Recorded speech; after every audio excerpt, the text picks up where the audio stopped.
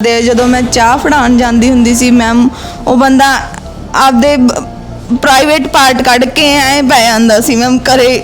ਠੀਕ ਹੈ, ਉਹ ਤੋਂ ਬਾਅਦ ਮੈਂ ਘਰੇ ਦੱਸਣਾ ਉਹਦੀ ਕੁੜੀ ਨੂੰ, ਉਹਨਾਂ ਦੀ ਮੇਰੀ ਨਨਦ ਸੀ, ਉਹਨਾਂ ਨੂੰ ਦੱਸਣਾ ਇਹ ਤਾਂ ਐਂ ਕਰਦਾ, ਇਹ ਤਾਂ ਐਂ ਕਰਦਾ। ਸਹੁਰੇ ਨੂੰ ਪਿਤਾ ਸਮਾਨ ਸਮਝਦੇ ਆ, ਪਰ ਜਦੋਂ ਬਾੜ ਹੀ ਖੇਤ ਨੂੰ ਖਾਣ ਲੱਗ ਜੇ, ਇੱਕ ਘਰ ਛੱਡ ਕੇ ਦੂਸਰੇ ਘਰ ਜਦੋਂ ਧੀ ਜਾਂਦੀ ਹੈ ਔਰ ਜਿਸ ਸਹੁਰੇ ਨੂੰ ਆਪਣਾ ਬਾਪ ਮੰਨਦੀ ਹੈ, ਬਾਪ ਦੀ ਤਰ੍ਹਾਂ ਪੂਜਦੀ ਹੈ, ਤੇ ਜੇ ਉਹੀ ਉਸ ਦੀ ਇੱਜ਼ਤ ਨੂੰ ਹੱਥ ਪਾਵੇ ਤਾਂ ਤੁਸੀਂ ਸਮਝ ਸਕਦੇ ਹੋ ਕਿ ਕੀ ਇਸ ਦੇ ਅੰਜਾਮ ਹੁੰਦੇ ਹੋਣਗੇ। ਤੇ ਬਠਿੰਡਾ ਲਿਆਉਣ ਤੋਂ ਬਾਅਦ ਮੈਂ ਪ੍ਰੈਗਨੈਂਟ ਹੋ ਗਈ ਸੀ ਤੇ ਫਿਰ ਮੈਨੂੰ ਇਹ ਵਾਪਸ ਉੱਥੇ ਲੈ ਗਏ। ਉਹ ਤੋਂ ਬਾਅਦ ਇਹਨਾਂ ਨੇ ਮੈਨੂੰ ਮੇਰੇ ਪੇਕੇ ਭੇਜਤਾ। ਜਦੋਂ ਮੇਰੀ ਗੁੜੀਆ ਥੋੜੀ ਜਿਹੀ ਵੱਡੀ ਹੋ ਗਈ ਮੈਂ ਇੱਥੇ ਆਈ ਲੈ ਕੇ, ਤੇ ਮੇਰੇ ਸਹੁਰੇ ਨੇ ਫਿਰ ਮੇਰੇ ਨਾਲ ਰੇਪ ਅਟੈਂਪਟ ਕੀਤਾ ਜੀ। ਇਹ ਸਕਰੀਨਸ਼ਾਟ ਨੇ ਰਾਤ ਦੇ ਟਾਈਮ ਦੇਖ ਲਓ ਤੁਸੀਂ, 12 ਵਜੇ ਦਾ ਟਾਈਮ ਹੈਗਾ ਇਹ ਦੇਖੋ। ਹੁਣ ਵੀ ਮੈਮ 4 ਮਹੀਨੇ ਹੋ ਗਏ, ਮੇਰੀ ਕੋਈ ਵੀ ਨਹੀਂ ਸੁਣ ਰਿਹਾ। ਜਿੱਤ ਐਸਐਸਪੀ ਆਫਿਸ 'ਚ ਮੈਂ ਕੰਪਲੇਂਟ ਲਗਾਈ ਸੀ, ਉਹਨਾਂ ਦਾ ਮੈਨੂੰ ਕਹਿੰਦੇ ਆ ਵੀ ਸਾਡੇ ਕੋਲੇ ਸਿਫਾਰਿਸ਼ ਹੀ ਬਹੁਤ ਆਉਂਦੀ, ਅਸੀਂ ਕੀ ਕਰੀਏ, ਅਸੀਂ ਕੁਝ ਨਹੀਂ ਕਰ ਸਕਦੇ। ਡੀਐਸਪੀ ਹੀਨਾ ਗੁਪਤਾ ਕੋਲੇ ਵੀ ਹੈ, ਉਹ ਮੈਨੂੰ ਕਹਿੰਦੇ ਸਮਝੌਤਾ ਕਰ ਲੈ ਇਸ ਗੱਲ ਤੇ। ਮੈਨੂੰ ਕਹਿੰਦੇ ਜੀ ਸਮਝੌਤਾ ਕਰ ਲੈ। ਮੈਨੂੰ ਐਂ ਦੱਸ ਦਿਓ ਇਹ ਸਮਝੌਤਾ ਕਰਨ ਵਾਲੀ ਗੱਲ ਹੈਗੀ ਜੀ?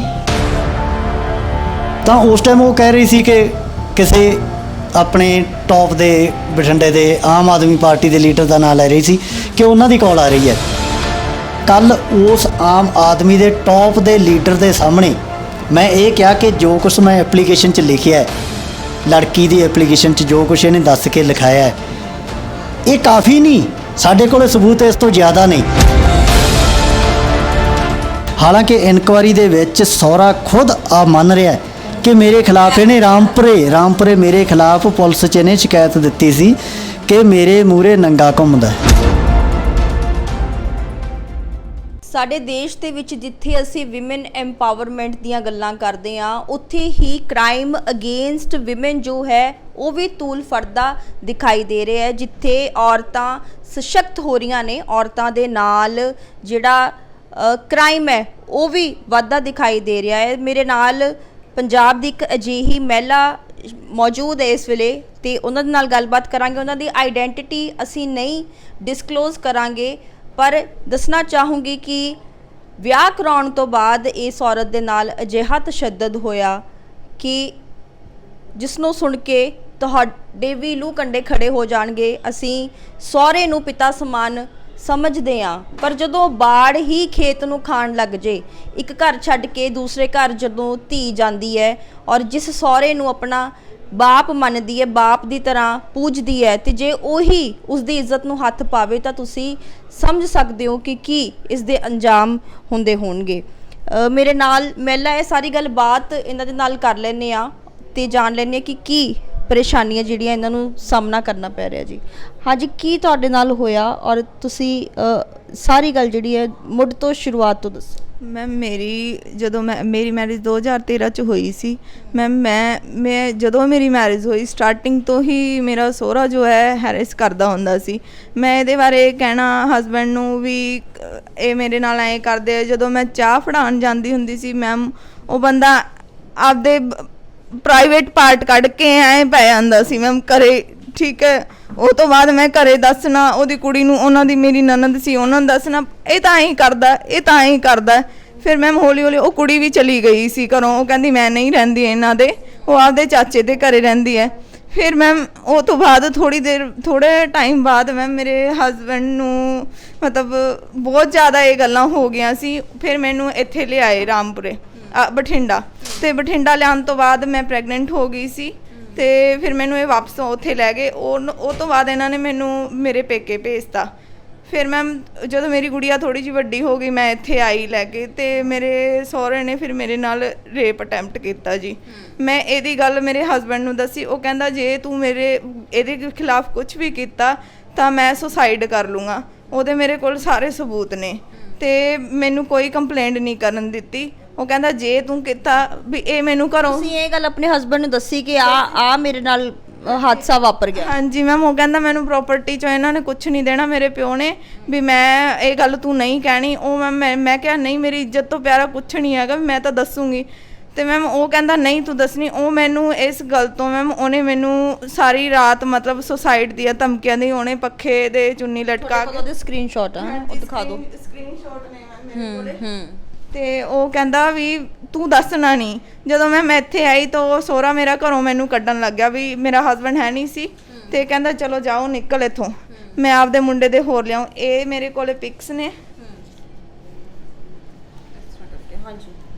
ਇਹ ਪਿਕ ਨੇ, ਆ ਸਕਰੀਨਸ਼ਾਟ ਨੇ, ਠੀਕ ਹੈ। ਉਹ ਕਹਿੰਦਾ ਵੀ ਤੈਨੂੰ ਪਤਾ ਲੱਗੂਗਾ। ਤੇ ਹਰ ਟਾਈਮ ਮੈਨੂੰ ਸੁਸਾਈਡ ਦੀ ਧਮਕੀਆਂ ਦੇਣੀ, ਜੇ ਤੂੰ ਦੇਖੋ ਇਹਦੇ ਤੇ ਆਹ ਫਾਹਾ ਲਟਕਾਇਆ ਹੋਇਆ ਹੈ ਤੇ ਆਪਣੀ ਫੋਟੋ ਨਾਲ ਖਿੱਚ ਕੇ ਭੇਜੀ ਹੋਈ ਤੁਹਾਨੂੰ। ਹਾਂਜੀ, ਇਹ ਸਕਰੀਨਸ਼ਾਟ ਨੇ। ਰਾਤ ਦੇ ਟਾਈਮ ਦੇਖ ਲਓ ਤੁਸੀਂ, 12 ਵਜੇ ਦਾ ਟਾਈਮ ਹੈਗਾ। ਇਹ ਦੇਖੋ, ਮੈਨੂੰ ਸਾਰੀ ਰਾਤ ਇਹਨੇ ਟੌਰਚਰ ਕੀਤਾ ਵੀ ਮੈਂ ਜੇ ਤੂੰ ਕੁਝ ਵੀ ਕੀਤਾ ਮੈਂ ਕਰ ਦੂੰ। ਤੇ ਅਗਲੇ ਦਿਨ ਮੈਂ ਜਦੋਂ ਘਰੇ ਆਈ, ਮੇਰੇ ਸਹੁਰੇ ਨੇ ਮੈਨੂੰ ਵੜਨ ਨਹੀਂ ਦਿੱਤਾ।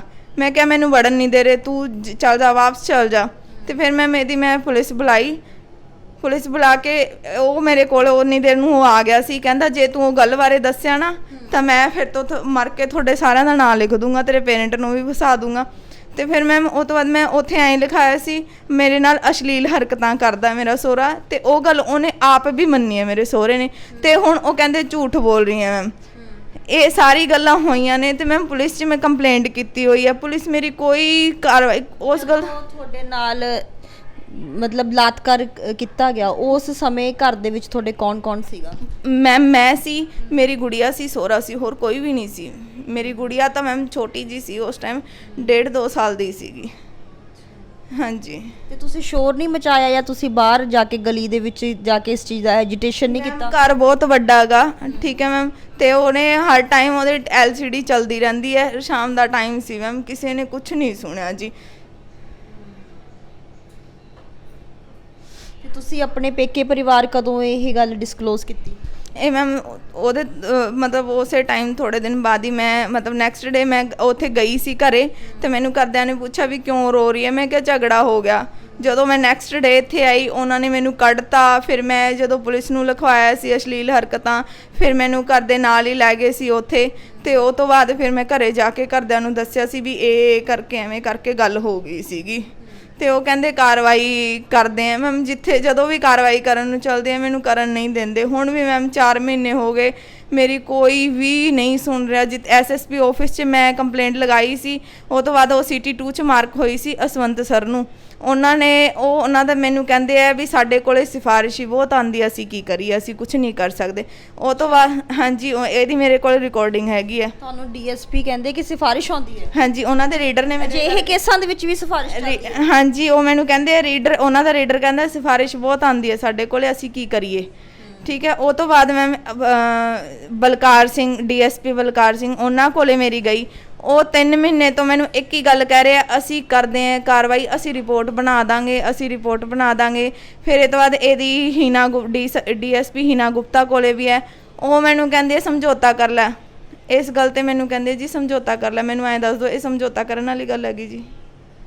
ਉਹਨਾਂ ਨੇ ਮੈਨੂੰ ਇਹ ਗੱਲ ਕਹੀ ਹੈ। ਤੇ ਵੂਮਨ ਕਮਿਸ਼ਨ ਨੂੰ ਵੀ ਮੈਂ ਐਪਲੀਕੇਸ਼ਨ ਭੇਜੀ। ਜਦੋਂ ਚਲੋ ਤੁਹਾਡਾ ਉਹਨਾਂ ਦੇ ਨਾਲ ਰਿਲੇਸ਼ਨ ਸਹੁਰੇ ਦਾ ਭਾਵੇਂ, ਪਰ ਜਦੋਂ ਉਹਨਾਂ ਨੇ ਹੀ ਆਪਣੇ ਰਿਸ਼ਤੇ ਦੀ ਮਰਿਆਦਾ ਨਹੀਂ ਰੱਖੀ, ਤੇ ਜਦੋਂ ਆਸਾਰਾਮ ਵਰਗੇ ਬੰਦੇ ਬੈਠ ਸਕਦੇ ਅੰਦਰ, ਇਸੇ ਕੇਸ ਦੇ ਵਿੱਚ ਬੈਠਾ ਨਾ ਆਸਾਰਾਮ ਅੰਦਰ, ਤਾਂ ਜਦੋਂ ਉਹ ਜਾ ਸਕਦਾ ਤਾਂ ਇਸ ਬੰਦੇ ਨੂੰ ਕਿਉਂ ਨਹੀਂ ਪੁਲਿਸ ਤਾੜ ਸਕਦੀ ਅੰਦਰ? ਉਹੀ ਮੈਮ, ਮੈਂ ਦੇਖ ਲਓ ਮੈਮ, ਮੈਂ ਇੱਧਰ ਤੋਂ ਉੱਧਰ, ਮੈਨੂੰ ਬਾਰ-ਬਾਰ ਜਦੋਂ ਵੀ ਜਾਨੀ ਹੈ ਕੋਈ ਕੰਪਲੇਂਟ ਦੁਬਾਰੇ ਜਾਨੀ ਹੈ ਵੀ ਮੇਰੀ ਕੋਈ ਕਾਰਵਾਈ ਨਹੀਂ ਹੁੰਦੀ, ਮੈਨੂੰ ਥਰਮਲ ਥਾਣੇ ਭੇਜ ਦਿੰਦੇ ਮੈਮ। ਉਹ ਪਹਿਲਾਂ ਹੀ ਮੈਨੂੰ ਇੰਨਾ ਤੰਗ ਕਰ ਰਹੇ ਨੇ ਥਰਮਲ ਥਾਣੇ ਵਾਲੇ।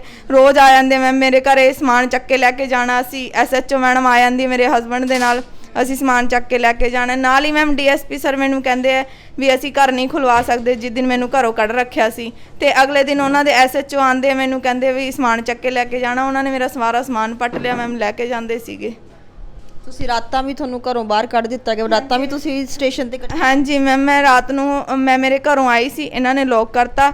ਮੈਂ 12:30 ਵਜੇ ਤੱਕ ਰਾਤ ਨੂੰ ਸਟੇਸ਼ਨ ਤੇ ਬੈਠੀ ਰਹੀ ਹਾਂ। ਕੋਈ ਪੁਲਿਸ ਨਹੀਂ ਆਈ, ਕੋਈ ਕਾਰਵਾਈ ਨਹੀਂ ਹੋਈ ਮੈਮ। ਇਹਦੀ ਰਿਕਾਰਡਿੰਗ ਹੈ। DSP ਸਰ ਕਹਿੰਦੇ ਕਿਸੇ ਹੋਟਲ 'ਚ ਰਹਿ ਲਓ ਜਾ ਕੇ।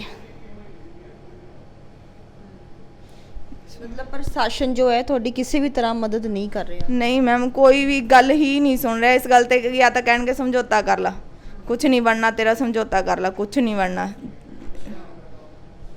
ਬਿਲਕੁਲ, ਤਾਂ ਤੁਸੀਂ ਸਾਰੀ ਮਹਿਲਾ ਦੀ ਜ਼ੁਬਾਨੀ ਸੁਣੀ, ਉਹਨਾਂ ਦੀ ਹੱਡਬੀਤੀ, ਔਰ ਜਿਸ ਤਰ੍ਹਾਂ ਸਾਨੂੰ ਦੱਸ ਰਹੇ ਨੇ ਕਿ ਕਿਸ ਤਰ੍ਹਾਂ ਉਹਨਾਂ ਦੇ ਨਾਲ ਸਾਰਾ ਹਾਦਸਾ ਵਾਪਰਦਾ ਹੈ, ਔਰ ਪੁਲਿਸ ਨੂੰ ਰਿਪੋਰਟ ਕਰਦੇ ਆ, ਪਰ ਪੁਲਿਸ ਲਗਾਤਾਰ ਇਹਨਾਂ ਨੂੰ ਸਮਝੌਤਾ ਕਰਨ ਦੇ ਲਈ ਪ੍ਰੈਸ਼ਰਾਈਜ਼ ਕਰ ਰਹੀ ਹੈ। ਪੁਲਿਸ ਵੱਲੋਂ, ਪ੍ਰਸ਼ਾਸਨ ਵੱਲੋਂ, ਜਾਂ ਸਾਡੇ ਸੂਬੇ ਦੇ ਜਿੰਨੇ ਵੀ ਹਾਇਰ ਅਥਾਰਟੀਜ਼ ਨੇ, ਅਸੀਂ ਚਾਹੇ ਡੀਜੀਪੀ ਦੀ ਗੱਲ ਕਰ ਲਈਏ ਜਾਂ ਫਿਰ ਸੀਐਮ ਦੀ ਗੱਲ ਕਰ ਲਈਏ, ਉਹ ਅਕਸਰ ਇਹ ਗੱਲ ਕਹਿੰਦੇ ਨੇ ਕਿ ਕ੍ਰਾਈਮ ਅਗੇਂਸਟ ਵੂਮਨ, ਜਦੋਂ ਵੀ ਕਿਸੇ ਔਰਤ ਦੇ ਨਾਲ ਕਿਤੇ ਕੋਈ ਤਸ਼ੱਦਦ ਹੁੰਦਾ ਹੈ, ਕੋਈ ਕ੍ਰਾਈਮ ਹੁੰਦਾ, ਤਾਂ ਉਸ ਨੂੰ ਰਿਪੋਰਟ ਕੀਤਾ ਜਾਵੇ। ਪਰ ਇੱਥੇ ਇਸ ਮਹਿਲਾ ਨੇ ਰਿਪੋਰਟ ਵੀ ਕੀਤੀ, ਆਪਣਾ ਉਸ ਅਧਿਕਾਰ ਦਾ ਵਰਤੋਂ ਵੀ ਕੀਤੀ, ਪਰ ਪਿਛਲੇ 4 ਮਹੀਨਿਆਂ ਤੋਂ ਸਿਰਫ ਇਹਨਾਂ ਨੂੰ ਥਾਣੇ ਤੇ ਕਚਹਿਰੀਆਂ ਦੇ ਧੱਕੇ ਹੀ ਮਿਲ ਰਹੇ ਨੇ। ਸਾਡੇ ਨਾਲ ਇਹਨਾਂ ਦੇ ਕਾਉਂਸਲਰ ਵੀ ਮੌਜੂਦ ਨੇ, ਅਸੀਂ ਉਹਨਾਂ ਦੇ ਨਾਲ ਵੀ ਗੱਲਬਾਤ ਕਰਾਂਗੇ ਔਰ ਸਾਰਾ ਟੈਕਨੀਕਲੀ ਜਾਣਾਂਗੇ। ਸਾਡੇ ਨਾਲ ਐਡਵੋਕੇਟ ਰਣਬੀਰ ਸਿੰਘ ਬਰਾੜ ਨੇ, ਗੱਲਬਾਤ ਉਹਨਾਂ ਦੇ ਨਾਲ ਵੀ ਕਰਦੇ ਹਾਂ। ਐਡਵੋਕੇਟ ਰਣਬੀਰ ਸਿੰਘ ਬਰਾੜ ਨੇ, ਜੋ ਕਿ ਪੀੜਤ ਮਹਿਲਾ ਦੇ ਕਾਉਂਸਲਰ ਨੇ, ਤੇ ਉਹਨਾਂ ਦੇ ਨਾਲ ਸਾਰਾ ਟੈਕਨੀਕਲੀ ਅਸੀਂ ਇਸ ਕੇਸ ਨੂੰ ਸਮਝਣ ਦੀ ਕੋਸ਼ਿਸ਼ ਕਰਾਂਗੇ ਤੇ ਇਹ ਵੀ ਜਾਣਨ ਦੀ ਕੋਸ਼ਿਸ਼ ਕਰਾਂਗੇ ਕਿ ਕਿਉਂ ਅਖੀਰ ਇਸ ਕੇਸ ਨੂੰ ਰਜਿਸਟਰ ਹੋਣ ਦੇ ਵਿੱਚ ਇੰਨੀ ਦੇਰੀ ਲੱਗ ਰਹੀ ਹੈ, ਜਾਂ ਫਿਰ ਇਹ ਕੇਸ ਰਜਿਸਟਰ ਨਹੀਂ ਹੋ ਰਿਹਾ। ਸਤਿ ਸ਼੍ਰੀ ਅਕਾਲ ਸਰ। ਸਤਿ ਸ਼੍ਰੀ ਅਕਾਲ। ਹਾਂਜੀ ਸਰ, ਇਹ ਸਾਰਾ ਮਾਮਲਾ ਸਾਨੂੰ ਦੱਸ ਦਿੱਤਾ ਉਹਨਾਂ ਨੇ, ਤੇ ਕਿ ਕਿਹੜੀਆਂ ਧਾਰਾਵਾਂ ਅਧੀਨ ਜਿਹੜਾ ਹੈਗਾ ਕੇਸ ਇਹ ਬਣਦਾ ਜੀ? ਇਹ ਜੀ ਸਭ ਤੋਂ ਪਹਿਲਾਂ ਤਾਂ 376 ਕਲੀਅਰਲੀ ਬਣਦੀ ਹੈ ਜੀ, ਇਹਦੇ ਤੇ 376 ਤੇ ਥ੍ਰੈਟ ਕੀਤਾ ਜੋ ਹਸਬੈਂਡ ਨੇ, ਉਹਦਾ ਵੀ ਨਾਲ 120 ਵਿੱਚ ਉਹਦਾ ਬਣਦਾ ਹੈ। ਤਾਂ ਪਰ ਪੁਲਿਸ ਤੇ ਪਤਾ ਨਹੀਂ ਕਿਸ ਤਰ੍ਹਾਂ ਦਾ ਪ੍ਰੈਸ਼ਰ ਸੀ, ਕਿਉਂਕਿ ਪਰਸੋਂ ਜਦੋਂ ਇਹ ਲੜਕੀ ਦੇ ਘਰੋਂ SHO ਸੁਖਵੀਰ ਕੌਰ ਥਰਮਲ ਥਾਣੇ ਤੋਂ ਉਹ AC ਪਟਵਾਨ ਆ ਗਈ, ਤਾਂ ਉਦੋਂ ਮੈਂ ਹੈਰਾਨ ਸੀ ਕਿ ਕਿੱਡੀ ਕੁ ਵੱਡੀ ਸਿਫਾਰਿਸ਼ ਹੈ ਕਿ SHO ਖੁਦ AC ਪਟਵਾਨ ਆ ਗਈ, ਕੋਈ ਕੋਰਟ ਦਾ ਆਰਡਰ ਨਹੀਂ, ਕੁਛ ਨਹੀਂ। ਹਾਲਾਂਕਿ ਅਸੀਂ ਡੋਮੈਸਟਿਕ ਵਾਇਲੈਂਸ ਐਕਟ ਦਾ ਅਸੀਂ ਕੇਸ ਫਾਈਲ ਕੀਤਾ ਹੋਇਆ, 21 ਤਰੀਕ ਲਈ ਪੈਂਡਿੰਗ ਹੈ, ਉਹਦੀ ਕਾਪੀ ਵੀ ਉਹਨਾਂ ਨੂੰ ਦਿੱਤੀ। ਉਹਦੇ ਵਿੱਚ ਵੀ ਅਸੀਂ ਮੈਂਸ਼ਨ ਕੀਤਾ ਕਿ SHO ਬਾਰ-ਬਾਰ ਘਰ ਆ ਕੇ ਘਰੋਂ ਸਮਾਨ ਚੱਕ ਕੇ ਘਰ ਵਾਲੇ ਨੂੰ ਦੇਣ ਦੀ ਉਹ ਕਰ ਰਹੀ ਹੈ। ਹਾਲਾਂਕਿ ਉਹਦੇ ਪਹਿਲਾਂ ਇਨਕੁਆਇਰੀ 'ਚ ਹਸਬੈਂਡ ਦੇ ਬਿਆਨਾਂ 'ਚ ਆਇਆ ਕਿ ਮੈਂ ਉੱਪਰਲੇ ਪੋਰਸ਼ਨ 'ਚ ਰਹਿ ਰਿਹਾ, ਇਹ ਨੀਚੇ ਵਾਲੇ ਪੋਰਸ਼ਨ 'ਚ ਰਹਿ ਰਹੀ ਹੈ, ਉਹਦੇ ਸਾਰੇ ਬਿਆਨਾਂ 'ਚ ਆਇਆ ਹੋਇਆ। ਤਾਂ ਸ਼ੇਅਰਿੰਗ 'ਚ ਹਾਊਸ ਹੈ। ਪਹਿਲੀ ਗੱਲ ਤਾਂ ਪਹਿਲੇ ਦਿਨ ਜਦੋਂ ਇਹਨੂੰ ਘਰੋਂ ਕੱਢਿਆ, ਲੋਕ ਲਾਇਆ, ਤਾਂ ਪੁਲਿਸ ਨੇ ਜਗ੍ਹਾ ਤੇ ਪੁਲਿਸ ਨੂੰ ਕਾਲ ਕੀਤੀ, SSP ਨੂੰ ਕਾਲ ਕੀਤੀ, DSP ਨੂੰ ਕਾਲ ਕੀਤੀ, ਤਾਂ ਉਹ ਕਿੱਡੀ ਬੇਸ਼ਰਮੀ ਧਾਰ ਕੇ ਪੁਲਿਸ ਕਹਿ ਰਹੀ ਹੈ ਕਿ ਅਸੀਂ ਕੁਝ ਨਹੀਂ ਕਰ ਸਕਦੇ, ਹਸਬੈਂਡ ਤੋਂ ਲੋਕ ਨਹੀਂ ਖਿਲਾ ਸਕਦੇ। ਜਦੋਂ ਇਹ ਗੱਲ ਕਹੀ ਕਿ ਸ਼ੇਅਰਿੰਗ 'ਚ ਹਾਊਸ ਹੈ, ਹਾਫ ਸ਼ੇਅਰ ਇਹਦੇ ਨਾਂ ਹੈ, ਤਾਂ ਉਹ ਕਹਿ ਰਹੇ ਆ ਕਿ ਪਹਿਲਾਂ ਅਸੀਂ ਰਿਕਾਰਡ ਦੇਖਾਂਗੇ ਤਹਿਸੀਲ ਦਾ, ਫਿਰ ਜਾ ਕੇ ਕਿਤੇ ਅਸੀਂ ਦੇਖਾਂਗੇ, ਉਹਨਾਂ ਚਿਰ ਲੜਕੀ ਮੇਜਰ ਹੈ, ਕਿਤੇ ਹੋਟਲ 'ਚ ਰਹਿ ਲੇ। ਇਹ ਗੱਲ ਕਿਉਂ ਕਿ ਇਹ ਹੋਣਾ ਜ਼ਰੂਰੀ ਹੈ? ਐਜ਼ ਵਾਈਫ ਨਹੀਂ ਉਹਨਾਂ ਦਾ ਰਾਈਟ ਹੈਗਾ ਉੱਥੇ ਰਹਿਣ ਦਾ? ਨਹੀਂ ਜੀ ਨਹੀਂ, ਡੋਮੈਸਟਿਕ ਵਾਇਲੈਂਸ ਐਕਟ ਦੇ ਅੰਡਰ ਤਾਂ ਲੜਕੀ ਦੇ ਨਾਂ ਬੇਸ਼ੱਕ ਕੁਝ ਵੀ ਨਹੀਂ, ਬੇਸ਼ੱਕ ਫੈਮਿਲੀ ਕਿਸੇ ਵੀ ਘਰ 'ਚ ਰਹਿ ਰਹੀ ਹੈ, ਜਿੱਥੇ ਲੜਕੀ ਵਿਆਹ ਕੇ ਆਈ ਹੈ ਉੱਥੋਂ ਉਹਨੂੰ ਕੱਢ ਨਹੀਂ ਸਕਦੇ। ਇਹੀ ਤਾਂ ਕਹਿ ਰਹੇ ਆ ਕਿ ਪੁਲਿਸ ਨੂੰ ਇੰਨਾ ਨਹੀਂ ਪਤਾ ਕਿ ਜੇਕਰ ਲੜਕੀ ਦੇ ਨਾਂ ਕੋਈ ਸ਼ੇਅਰ ਨਹੀਂ ਗਾ ਤਾਂ ਉਹਨੂੰ ਆਪਾਂ ਘਰੋਂ ਕੱਢ ਕੇ ਲੋਕ ਲਾ ਦਈਏ ਤਾਂ ਪੁਲਿਸ ਕੁਝ ਨਹੀਂ ਕਰ ਸਕਦੀ। ਤਾਂ ਮੈਂ ਹੈਰਾਨ ਸੀ ਕਿ ਐਡੀ ਵੱਡੀ ਕਿਹੜੀ ਸਿਫਾਰਿਸ਼ ਸੀ। ਪਰ ਜਦੋਂ ਪਰਸੋਂ SHO ਆਈ ਘਰ, ਜਦੋਂ ਉਹਨੂੰ DV ਐਕਟ ਵਾਲੀ ਕਾਪੀ ਦਿਖਾਈ, ਤਾਂ ਫਿਰ ਉਸਨੇ ਡਰਦੀ ਨੇ ਦੁਬਾਰਾ ਲਵਾਇਆ ਵੀ। ਸਾਡੇ ਕੋਲ ਵੀਡੀਓ ਹੈ ਉਸ ਚੀਜ਼ ਦੀ, ਲੜਕੀ ਨੇ ਤੇ ਇਹਦੀ ਸਿਸਟਰ ਨੇ ਵੀਡੀਓ ਸੈਂਡ ਕੀਤੀ, ਉਹ ਵੀ ਹੈ ਕਿ ਦੁਬਾਰਾ ਲਵਾਇਆ ਇਹ ਸੀ। ਤਾਂ ਉਸ ਟਾਈਮ ਉਹ ਕਹਿ ਰਹੀ ਸੀ ਕਿ ਕਿਸੇ ਆਪਣੇ ਟੌਪ ਦੇ ਬਠਿੰਡੇ ਦੇ ਆਮ ਆਦਮੀ ਪਾਰਟੀ ਦੇ ਲੀਡਰ ਦਾ ਨਾਂ ਲੈ ਰਹੀ ਸੀ ਕਿ ਉਹਨਾਂ ਦੀ ਕਾਲ ਆ ਰਹੀ ਹੈ। ਹਾਲਾਂਕਿ ਮੈਂ ਉਹਨਾਂ ਨੂੰ ਪਹਿਲਾਂ ਦੱਸਿਆ ਸੀ, ਮੈਨੂੰ ਇਹ ਸੀ ਕਿ ਸਾਡੇ ਹੱਕ 'ਚੋਂ ਕਾਲ ਕਰ ਰਹੇ ਨੇ। ਪਰ ਕੱਲ੍ਹ ਜਦੋਂ ਉਹਨਾਂ ਦੇ ਕੋਲ ਇਹਨਾਂ ਦੇ ਹਸਬੈਂਡ ਬੈਠੇ, ਤਾਂ ਉਹਨਾਂ ਕੋਲ ਸੰਦੀਪ ਪਾਠਕ ਜੀ, ਜਿਨ੍ਹਾਂ ਨੇ ਬਹੁਤ ਹੀ ਜ਼ਿਆਦਾ ਲੜਕੀ ਦੀ ਹੈਲਪ ਕੀਤੀ ਹੈ। ਹਾਲਾਂਕਿ ਹੋਰ NGO ਇਸ ਤਰ੍ਹਾਂ ਦੇ ਨੇ, ਕਈ ਬੇਟੀ ਬਚਾਓ ਮੰਚ ਜਾਂ ਹੋਰ, ਮੈਂ ਵੀ ਬੇਟੀ ਬਚਾਓ ਮੰਚ ਨਾਲ ਹੈ, 20 ਸਾਲਾਂ ਤੋਂ ਉਹਨਾਂ ਨਾਲ ਕੰਮ ਕਰ ਰਹੇ ਹਾਂ। ਪਰ ਜਦੋਂ ਮੈਂ ਉਹਨਾਂ ਨੂੰ ਕਾਲ ਕੀਤੀ, ਕਹਿੰਦੇ ਤੂੰ ਕਰ, ਮੈਨੂੰ ਕਹਿੰਦੇ। ਤੇ ਜਗ੍ਹਾ ਤੇ ਜਿੱਥੇ ਵੀ ਬੋਲਦੇ ਨੇ ਕਿ ਸੋ ਕਿਉਂ ਮੰਦਾ ਕੀ ਜਿੱਤ ਜਾਂ ਮੇਰਾ ਜਾਨ, ਸਟੇਸ਼ਨ 'ਤੇ ਰੁਲੀ ਆ 2:30 ਵਜੇ ਤੱਕ ਬਠਿੰਡੇ 'ਚ, ਜਿੱਥੇ NGO ਦਾ ਸ਼ਹਿਰ ਕਿਹਾ ਜਾਂਦਾ, ਜਿਹਨੂੰ ਸਭ ਤੋਂ ਵੱਧ NGOs ਨੇ ਬਠਿੰਡੇ ਦੇ ਵਿੱਚ। NGOs ਨੇ, ਕੋਈ ਸੁਸਾਈਡ ਪਰ ਇੱਕ ਵੀ NGO ਨਹੀਂ ਆਇਆ ਮਦਦ ਕਰਨ? ਕੋਈ ਵੀ ਨਹੀਂ ਆਇਆ ਜੀ। ਕਾਲ ਕੀਤੀ, ਐਨਜੀਓ ਦਾ ਕੋਈ ਗਲਤੀ ਨਹੀਂ। ਕਿੰਨੀ ਅਨਸੇਫ ਹੈ ਇੱਕ ਔਰਤ ਘਰ ਦੇ ਬਾਹਰ, ਜਦੋਂ ਇੱਕ ਔਰਤ ਚਾਰ ਦੀਵਾਰੀ ਤੋਂ ਬਾਹਰ ਜਾਂਦੀ ਹੈ ਉਹ ਕਿੰਨੀ ਅਨਸੇਫ ਹੈ। ਬਠਿੰਡਾ ਗੜ ਮੰਨਿਆ ਜਾਂਦਾ ਹੈ ਐਨਜੀਓਜ਼ ਦਾ, ਔਰ ਇੱਥੇ ਸਭ ਤੋਂ ਵੱਧ ਮੈਂ ਕਹੂੰਗੀ ਕਿ ਭਾਰਤ ਦੇ ਵਿੱਚ ਸਭ ਤੋਂ ਵੱਧ ਐਨਜੀਓਜ਼ ਬਠਿੰਡਾ ਸ਼ਹਿਰ ਦੇ ਵਿੱਚ ਨੇ। ਔਰ ਜਿਸ ਤਰ੍ਹਾਂ ਵਕੀਲ ਸਾਹਿਬ ਨੇ ਦੱਸਿਆ ਕਿ ਕੋਈ ਐਨਜੀਓ ਨਹੀਂ ਪਹੁੰਚਿਆ ਉਹਨਾਂ ਦੀ ਮਦਦ ਕਰਨ ਵਾਸਤੇ, ਇੱਕ ਔਰਤ ਮਜਬੂਰ ਰਹੀ ਰੇਲਵੇ ਸਟੇਸ਼ਨ ਤੇ ਰਾਤ ਕੱਟਣ ਦੇ ਲਈ। ਹਾਂਜੀ, ਐਨਜੀਓਜ਼ ਦਾ ਤਾਂ ਚਲੋ ਦੂਸਰੇ ਜੋ ਹੈ ਐਨਜੀਓ ਦੇ ਐਕਸੀਡੈਂਟ ਕੇਸ ਚੱਲਦੇ ਨੇ, ਸਪੈਸ਼ਲੀ ਜੋ ਬੇਟੀ ਬਚਾਓ ਦੇ ਨਾਂ 'ਤੇ ਬਣੇ ਹੋਏ ਨੇ, ਮੈਂ ਉਹਨਾਂ ਦੀ ਗੱਲ ਕਰ ਰਿਹਾ। ਉਹਨਾਂ ਦੇ ਟੌਪ ਜੋ ਕਹਿ ਰਹੇ ਨੇ ਕਿ ਮੈਂ ਪਤਾ ਨਹੀਂ ਕਿੰਨੀਆਂ ਲੜਕੀਆਂ ਬਚਾਤੀਆਂ, ਮੈਂ ਕਾਲ ਕੀਤੀ ਤਾਂ ਮੈਨੂੰ ਇਹ ਕਹਿ ਰਹੇ ਨੇ ਕਿ ਮੂਹਰੇ ਲੱਗੋ, ਤੁਸੀਂ ਕਰੋ। ਮੈਂ ਕਿਹਾ ਜੀ ਲੱਗ ਤਾਂ ਰਿਹਾ ਮੈਂ ਮੂਹਰੇ, ਤੁਸੀਂ ਨਾਲ ਤਾਂ ਆ ਸਕਦੇ ਹੋ। ਤੁਸੀਂ ਮੈਨੂੰ ਹੀ ਕਾਲ ਕਰ ਦਿੰਦੇ ਉਦੋਂ। ਤੁਸੀਂ ਇਕੱਲੇ ਆਏ ਹੋ, ਦੂਸਰਾ ਕੋਈ ਨਹੀਂ ਆਇਆ। ਜਾਂ ਸੰਦੀਪ ਪਾਠਕ ਜੀ ਦਾ ਧੰਨਵਾਦ ਕਰਦੇ ਹਾਂ ਕਿ ਆਏ ਆ। ਤਾਂ ਜਦੋਂ ਉਹ ਉਸ ਦੇ ਕੋਲ ਕੱਲ ਇਹਨਾਂ ਦੇ ਹਸਬੈਂਡ ਬੈਠੇ, ਕਿਉਂਕਿ ਇੱਕ ਪਾਸੇ ਦੀ ਗੱਲ ਸੁਣੀ ਜਾਵੇ ਤਾਂ ਸ਼ਾਇਦ ਉਹੀ ਸੱਚਾ ਲੱਗਦਾ ਹੁੰਦਾ। ਹਾਲਾਂਕਿ ਮੈਂ ਇਹਨੂੰ ਤੇ ਇਹਦੇ ਹਸਬੈਂਡ ਨੂੰ ਵੀ ਸੁਣਿਆ। ਫਸਟ ਡੇ ਜਦੋਂ ਇਹ ਮੇਰੇ ਕੋਲ ਆਈ ਇਹਦੇ ਹਸਬੈਂਡ ਨੂੰ ਵੀ ਬੁਲਾਇਆ ਕਿ ਕੰਪਰੋਮਾਈਜ਼ ਹੁੰਦਾ ਤਾਂ, ਪਰ ਜਦੋਂ ਵਿੱਚੋਂ ਗੱਲਾਂ ਪਤਾ ਲੱਗੀਆਂ ਤਾਂ ਕੱਲ ਉਸ ਆਮ ਆਦਮੀ ਦੇ ਟੌਪ ਦੇ ਲੀਡਰ ਦੇ ਸਾਹਮਣੇ ਮੈਂ ਇਹ ਕਿਹਾ ਕਿ ਜੋ ਕੁਛ ਮੈਂ ਐਪਲੀਕੇਸ਼ਨ 'ਚ ਲਿਖਿਆ, ਲੜਕੀ ਦੀ ਐਪਲੀਕੇਸ਼ਨ 'ਚ ਜੋ ਕੁਛ ਇਹਨੇ ਦੱਸ ਕੇ ਲਿਖਾਇਆ ਹੈ, ਇਹ ਕਾਫੀ ਨਹੀਂ, ਸਾਡੇ ਕੋਲ ਸਬੂਤ ਇਸ ਤੋਂ ਜ਼ਿਆਦਾ ਨਹੀਂ। ਇਹ ਘੱਟ ਲਿਖਿਆ ਹੈ। ਕਈ ਵਾਰ ਇਹ ਹੁੰਦਾ ਨਾ ਕਿ ਵਧਾ ਕੇ ਲਿਖਤਾ, ਤਾਂ ਇਹ ਲੜਕੀ ਨੇ ਘੱਟ ਲਿਖਿਆ। ਕੁਛ ਗੱਲਾਂ ਡਿਸਕਲੋਜ਼ ਨਹੀਂ ਕੀਤੀਆਂ ਜੋ ਸਾਡੇ ਕੋਲ ਨੇ। ਤਾਂ ਉਹ ਕਹਿੰਦੇ ਇਹ ਕਿਵੇਂ ਹੋ ਸਕਦਾ, ਤਾਂ ਇਹਦੇ ਹਸਬੈਂਡ ਦੇ ਮੂੰਹੋਂ ਉਸ ਬੰਦੇ ਨੂੰ ਸੁਣਾਈ ਗੱਲ, ਆਮ ਆਦਮੀ ਪਾਰਟੀ ਦੇ ਲੀਡਰ ਨੂੰ ਉਹ ਸੁਣਾਈ। ਜਦੋਂ ਸੁਣਾਈ ਤਾਂ ਸੰਦੀਪ ਪਾਠਕ ਜੀ ਨੇ ਇਹ ਗੱਲ ਕਹੀ ਕਿ ਕੈਮਰੇ 'ਚ ਰਿਕਾਰਡਿੰਗ ਹੈ। ਮੈਂ ਕਿਹਾ ਰਿਕਾਰਡਿੰਗ ਨੂੰ ਇਹ ਕਿਹੜਾ ਮੁੱਕਰ ਰਿਹਾ। ਤਾਂ ਉਹਨਾਂ ਨੇ, ਜੋ ਆਮ ਆਦਮੀ ਪਾਰਟੀ ਦੇ ਲੀਡਰ ਸੀ, ਉਹਨਾਂ ਨੇ ਇਹ ਗੱਲ ਕਹੀ ਕਿ ਦੱਸੋ ਮੈਂ ਅੱਜ ਤੋਂ ਬਾਅਦ ਇਹੋ ਜਿਹੇ ਗੰਦ ਬੰਦੇ ਦੀ ਹੈਲਪ ਨਹੀਂ ਕਰਦਾ। ਤਾਂ ਪਾਠਕ ਜੀ ਨੇ ਕਿਹਾ ਕਿ ਵਕੀਲ ਸਾਹਿਬ ਠੋਕ ਦਿਓ ਇਹਨੂੰ। ਪਰ ਪੁਲਿਸ ਨੂੰ ਇਹ ਗੱਲਾਂ ਪਤਾ ਨਹੀਂ ਕਿਉਂ ਨਹੀਂ ਦਿਸ ਰਹੀਆਂ। ਜਾਂ ਤਾਂ ਇਹ ਹੈ ਕਿ ਵਕੀਲ ਸਾਹਿਬ, ਜਦੋਂ ਆਪਾਂ ਰੇਪ ਦਾ ਕੇਸ ਰਿਪੋਰਟ ਕਰਦੇ ਹਾਂ ਤਾਂ ਸੁਪਰੀਮ ਕੋਰਟ ਦੀਆਂ ਹੁਣ ਕਰੰਟ ਕੀ ਹਦਾਇਤਾਂ ਨੇ 376 ਦੇ ਕੇਸ ਦੇ ਵਿੱਚ, ਕਿ ਕਿਸ ਤਰ੍ਹਾਂ ਕਿ ਔਰਤ ਉਸ ਚੀਜ਼ ਦਾ ਸਬੂਤ ਕੋਈ ਪ੍ਰੋਡਿਊਸ ਕਰੇ, ਕੀ ਹਦਾਇਤਾਂ ਨੇ? ਨਹੀਂ ਜੀ, ਇਸ ਚੀਜ਼ ਦਾ ਸਬੂਤ ਤਾਂ ਕੋਈ ਨਹੀਂ ਹੁੰਦਾ। ਫਸਟ FIR ਦਰਜ ਕਰਨੀ ਹੁੰਦੀ ਹੈ, ਇਹਨਾਂ ਨੇ ਮੈਡੀਕਲ ਕਰਵਾਉਣਾ ਹੁੰਦਾ। ਨਾ ਤਾਂ ਲੜਕੀ ਦਾ ਮੈਡੀਕਲ ਕਰਵਾਇਆ ਅੱਜ ਤੱਕ, ਨਾ ਹੀ ਇਹਨਾਂ ਨੇ ਕਿਤੇ ਇਹਦੀ FIR ਦਰਜ ਕੀਤੀ। ਹਾਲਾਂਕਿ ਇਨਕੁਆਰੀ ਦੇ ਵਿੱਚ ਸਹੁਰਾ ਖੁਦ ਆ ਮੰਨ ਰਿਹਾ ਕਿ ਮੇਰੇ ਖਿਲਾਫ ਇਹਨੇ ਰਾਮਪੁਰੇ ਮੇਰੇ ਖਿਲਾਫ ਪੁਲਿਸ 'ਚ ਇਹਨੇ ਸ਼ਿਕਾਇਤ ਦਿੱਤੀ ਸੀ ਕਿ ਮੇਰੇ ਮੂਹਰੇ ਨੰਗਾ ਘੁੰਮਦਾ ਹੈ। ਜਦੋਂ ਖੁਦ ਮੰਨ ਰਿਹਾ ਹੈ ਤੇ ਪਰਿਵਾਰ ਦੀ ਇਹ ਦੇਖੋ ਵੀ ਪੁਲਿਸ ਦੀ ਨਲਾਇਕੀ ਕੀ ਹੈ ਕਿ ਇਨਕੁਆਰੀ ਕੀਤੀ, ਬਿਲਕੁਲ ਗੋਲਮੋਲ ਇਨਕੁਆਰੀ, ਜਿਹਦੇ ਵਿੱਚ ਕੁਛ ਵੀ ਨਹੀਂ, ਲੜਕੀ ਦਾ ਪੱਖ ਕੁਛ ਨਹੀਂ ਦੇਖਿਆ ਗਿਆ। ਇਸ ਤਰ੍ਹਾਂ ਹੀ ਦੇਖ ਲੈਂਦੇ ਕਿ ਲੜਕੀ ਸ਼ਾਇਦ ਝੂਠ ਤਾਂ ਨਹੀਂ ਬੋਲਦੀ ਕਿਤੇ। ਜੋ ਕਾਲਾਂ ਇਹ ਲਿਖਾ ਰਹੀ ਹੈ ਕਿ ਮੈਂ 181 ਨੰਬਰ 'ਤੇ ਕਾਲ ਕੀਤੀ, 100 ਨੰਬਰ 'ਤੇ, ਉਹ ਤਾਂ ਇਹਨਾਂ ਕੋਲ ਪਿਆ ਰਿਕਾਰਡ, ਉਹ ਤਾਂ ਕਢਵਾ ਕੇ ਵਾਚ ਸਕਦੇ ਆ ਨਾ।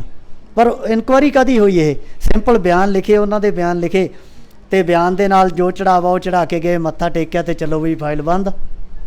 ਤਾਂ ਇਸ ਤਰ੍ਹਾਂ ਕਰ ਰਹੀ ਹੈ। ਮੈਂ NGOs ਨੂੰ ਜੋ ਲੜਕੀਆਂ ਦੇ ਸੰਬੰਧ 'ਚ ਖਾਸ ਤੌਰ 'ਤੇ ਬਣੇ ਨੇ, ਤਾਂ ਲੜਕੀ ਦੀ ਹੈਲਪ ਲਈ ਅੱਗੇ ਆਓ, ਜਾਂ ਫਿਰ ਇਹ ਕਹਿਣਾ ਛੱਡ ਦਿਓ ਕਿ ਲੜਕੀਆਂ ਸਮਾਜ 'ਚ ਘਟ ਗਈਆਂ, ਲੜਕੀਆਂ ਜੰਮਣੀਆਂ ਚਾਹੀਦੀਆਂ। ਜੇਕਰ ਅਸੀਂ ਇਹਨਾਂ ਦੇ ਨਾਲ ਨਹੀਂ ਖੜ ਸਕਦੇ ਦੁੱਖ ਦੇ ਸੁੱਖ ਦੇ, ਤਾਂ ਆਪਾਂ ਨੂੰ ਇਹ ਗੱਲ ਵੀ ਕਹਿਣ ਦਾ ਕੋਈ ਹੱਕ ਨਹੀਂ ਜੀ। ਧੰਨਵਾਦ। ਬਿਲਕੁਲ, ਸਾਡੇ ਨਾਲ ਇਹ ਪੀੜਤ ਮਹਿਲਾ ਅਤੇ ਐਡਵੋਕੇਟ ਰਣਬੀਰ ਬਰਾੜ, ਜੋ ਕਿ ਉਸ ਮਹਿਲਾ ਦੇ ਕਾਉਂਸਲਰ ਹਨ, ਅਤੇ ਸਾਰੀ ਜਿਹੜੀ ਗੱਲਬਾਤ ਹੈ ਸਾਡੇ ਨਾਲ ਉਹਨਾਂ ਨੇ ਸ਼ੇਅਰ ਕੀਤੀ ਹੈ ਔਰ ਦੱਸਿਆ ਕਿ ਕਿਸ ਤਰ੍ਹਾਂ ਇਹ ਔਰਤ ਆਪਣੀ ਛੋਟੀ ਜਿਹੀ ਬੱਚੀ ਦੇ ਨਾਲ, ਮਾਸੂਮ ਬੱਚੀ ਦੇ ਨਾਲ ਦਰ ਦੀਆਂ ਠੋਕਰਾਂ ਖਾ ਰਹੀ ਹੈ ਇਨਸਾਫ ਲੈਣ ਦੇ ਲਈ, ਔਰ ਘਰੋਂ ਵੀ ਇਹਨਾਂ ਨੂੰ ਕਿਸੇ ਵੀ ਵੇਲੇ ਕੱਢ ਦਿੱਤਾ ਜਾਂਦਾ ਇਹਨਾਂ ਦੇ ਪਤੀ ਵੱਲੋਂ, ਔਰ ਸਟੇਸ਼ਨਾਂ ਤੇ ਵੀ ਰਾਤ ਗੁਜ਼ਾਰਨ ਦੇ ਲਈ ਇਹ ਮਹਿਲਾ ਕਾਫੀ ਵਾਰ ਮਜਬੂਰ ਹੋ ਚੁੱਕੀ ਹੈ। ਬਠਿੰਡਾ ਤੋਂ ਅਦਬ TV ਦੇ ਲਈ ਆਕਾਂਕਸ਼ਾ ਸਕਸੈਨਾ।